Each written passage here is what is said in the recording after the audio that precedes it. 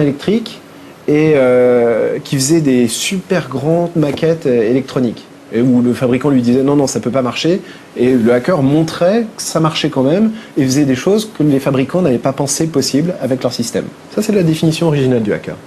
Mettre en doute, tester et essayer de repousser les frontières toujours plus loin. C'est vraiment une sorte de démarche de pionnier dans le domaine technologique. Mais est-ce que c'est vrai que les hackers ont toujours des problèmes avec la police ou avec les renseignements ? Oui, il y en a une partie qui a toujours peut-être des problèmes avec la police et le renseignement, mais peut-être aussi tout simplement parce que la police et le renseignement n'ont pas compris que c'était tout simplement une force technique et pas un engagement pour faire du mal. Philippe se dit hacker blanc, c'est-à-dire un hacker honnête. Mais sa compétence technique lui permettrait, s'il le voulait, de passer dans des zones plus grises. Et même de devenir un hacker noir, un chapeau noir comme ils disent. C'est-à-dire quelqu'un qui est passé dans l'illégalité. Mais pas pour pirater de la simple musique, pour bien plus grave. Un chapeau noir, longuement approché par mail, accepte de nous rencontrer, avec une condition, qu'on ne le reconnaisse pas. Alors mon pseudo c'est Amiral, ma spécialité c'est le renseignement. Je me procure un peu partout dans le monde des documents confidentiels laissés par des employés dans des entreprises et je les mets à disposition pour les pirateurs afin qu'ils puissent détourner un système ou au moins comprendre comment un système marche. En clair, Amiral pratique l'espionnage industriel sur le net. Il pirate des documents confidentiels qui peuvent valoir plusieurs millions d'euros. Donc, par exemple, là, j'ai un document d'un grand constructeur de puces sur des millions de téléphones vendus. Comme vous voyez, il y a l'accord de non-divulgation et écrit strictement privé juste au-dessus. Donc là, vous savez que ce que vous faites, c'est totalement illégal. Oui, c'est clair, puisque c'est des documents qui peuvent vous apprendre comment pirater une communication téléphonique. Donc vous violez le secret industriel. En fait. Exactement. Amiral prétend ne pas agir pour de l'argent. Ces secrets qu'il capte, il ne les vend pas, dit-il. Il les échange. Avec d'autres hackers, par idéal, contre ce qu'ils appellent l'impérialisme économique. Est-ce qu'un jour quelqu'un pourra vous retrouver ? Tout est possible. Je pense que oui. En tout cas, je lui donne du fil à retordre pour me retrouver. Nous lui demandons s'il rencontre ses correspondants hackers étrangers ou s'il ne les connaît que par leur pseudonyme sur Internet. Rien de plus facile pour les voir, dit-il, le monde souterrain des hackers tient un congrès tous les ans en Allemagne, à Berlin. Hallo, Staat, ich bleibe privat. Hallo, Staat, ich bleib privat. Hallo, Staat, ich bleib privat. C'est le credo des hackers, la liberté sur Internet. Wir sind laut, weil man uns die Freiheit klaut. Wir sind hier, wir sind laut, weil man uns die Freiheit klaut. Wir sind hier, wir sind laut. C'est une manifestation contre la surveillance excessive. Das sei richtig. Arschfick, Dicke, Arschtritt, wir machen nicht. Chaque année, 4000 hackers répondent à l'appel du Chaos Computer Club, le club des pirates le plus célèbre au monde. Depuis que ses membres ont pénétré les ordinateurs d'une banque allemande, lui ont subtilisé une grosse somme avant de la rendre le lendemain. Juste façon de montrer leur savoir-faire. Leur thème cette année, c'est « Rien à cacher ». Vous venez d'arriver ou... Ouais, on vient d'arriver là. Nous retrouvons Philippe Langlois, notre hacker parisien. Et d'autres foutes techniques, des fadas de l'électronique, des rois du fer à souder, des petits génies du téléphone. Et ça parle technique partout, entre initiés. What I discovered when I took the shopping cart and tried to get it to the lab, here it goes. Mais parmi eux, fondus dans la masse, combien de chapeaux noirs? Combien sont prêts à franchir la frontière de la légalité dans leurs projets? Au sous-sol de l'immeuble, justement, il y a de petits stands discrets. On descend au Hack Center, t'es où toi? Alors nous y allons le plus simplement du monde avec Philippe Langlois. Bah tu vois là, il y a un projet pour faire des drones, open source, et donc ça c'est des trucs radiocommandés qui coûteraient très cher dans le domaine industriel, mais qui sont faits comme ça. Tout ça c'est des trucs légaux. Le seul truc qui est à la frontière du légal et de l'illégal, c'est tout ce qui a trait à la propriété intellectuelle. Pas de caméra. Et on nous interdit de filmer. Paradoxe du rien à cacher, jamais une caméra n'a été autorisée dans les sous-sols. Justement à cause de ces projets à la frontière de l'illégal. En remontant, nous croisons un hacker historique, Stéphane Werneri, un des fondateurs du Chaos Computer Club. Il a été soupçonné d'avoir dérobé des secrets industriels aux Occidentaux au profit du KGB russe en 1986. Et même les services français le connaissent. Stéphane, vous parlez français? Ah, on peut. Je vais apprendre un petit français de la prison de Fresnes.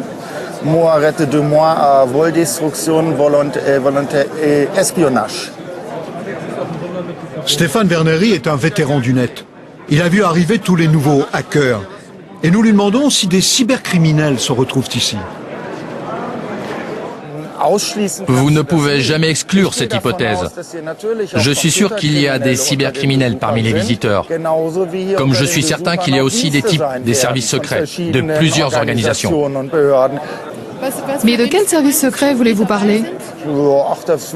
Ah, le Mossad, les Allemands, tout le monde en fait. Je suis sûr qu'ils envoient au moins 1 ou 2 experts dans ce genre de conférences.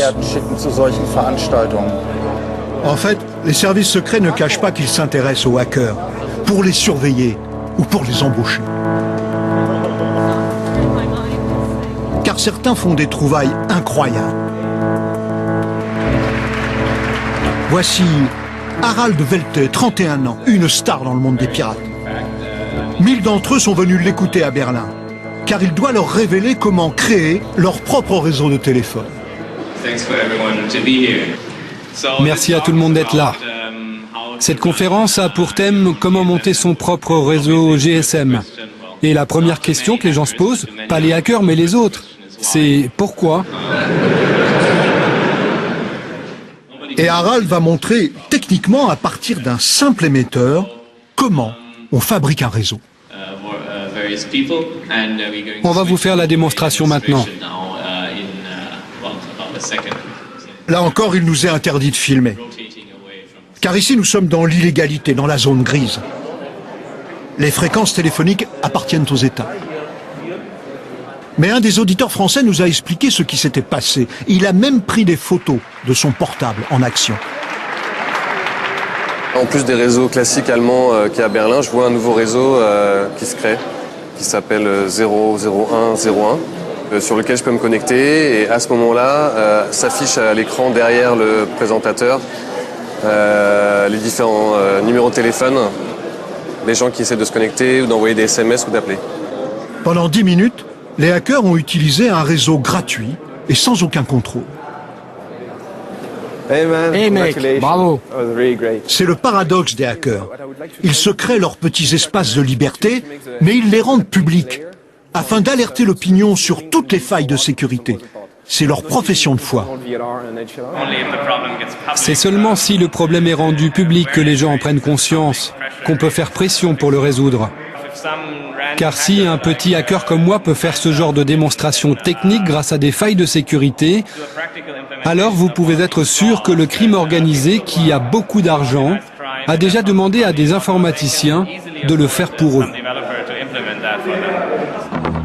Une autre annonce à ce congrès, plus inquiétante pour nos comptes bancaires.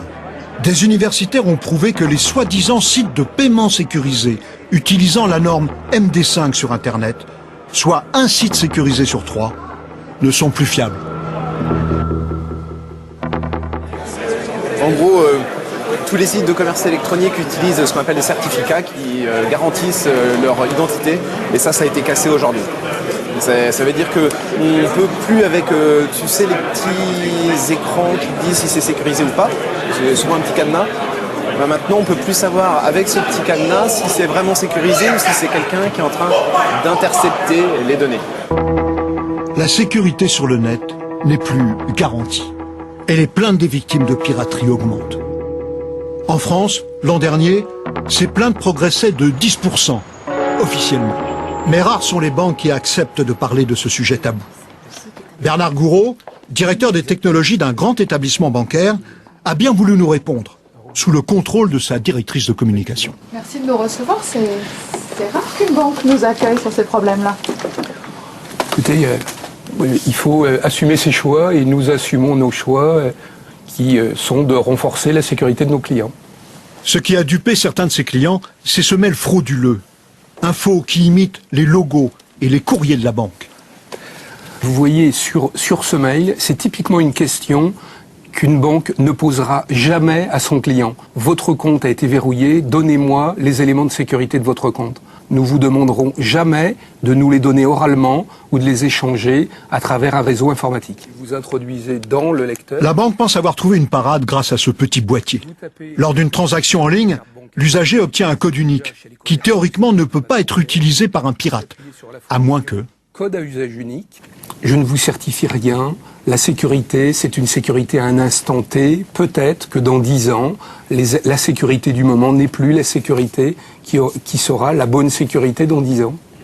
Dans la plupart des cas, selon les banquiers, les victimes des pirates sont remboursées. Combien est-ce que ça vous a coûté, à vous, établissement bancaire, cette fraude?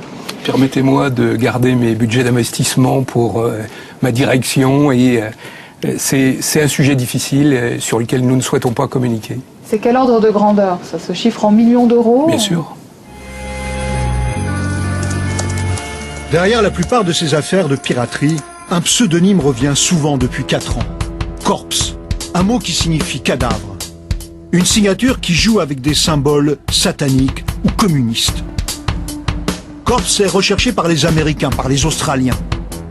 Rien qu'en Suède, il aurait volé 800 000 euros à la principale banque du pays. Les Français ont identifié Corpse depuis 2 ans derrière plusieurs virus qui s'appellent Axdor comme ici, avec une croix gammée, ou encore A311. Donc on voit le nom du virus, le nom qui lui a été donné par le créateur, donc A311-DES. On voit qu'il a été codé par Corpse, donc on retombe sur les personnes après qui on court depuis déjà un certain moment, et dont on découvre donc que c'est lui qui est à l'origine de la création de Axdor. C'est-à-dire que le cybercriminel se trahit lui-même par son produit? Il met son pseudo, ils ont un certain ego, donc ils aiment bien qu'on parle d'eux. Ils se vantent. Voilà, ils se vantent.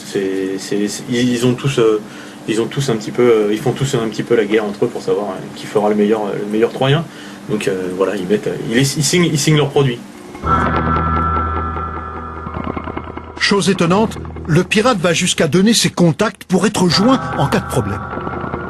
À partir de ce numéro ICQ, on a travaillé et on a découvert que c'était son adresse de service après-vente. C'est-à-dire que si j'avais acheté, moi, une version de son cheval de Troie sur son site prodexteam.net et que j'avais un souci technique, je pouvais correspondre avec Corpse via cette adresse ICQ. Et lui me communiquer la manière dont faire fonctionner le Troyen. Donc ça veut dire que c'est quelque chose qui se vend sur Internet. Les virus, ça se vend.